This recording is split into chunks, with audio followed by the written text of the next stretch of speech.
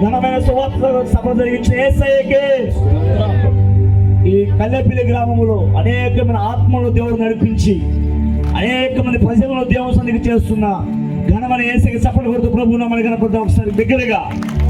హల్లెలూయా హల్లెలూయా హల్లెలూయా ఆమేన్.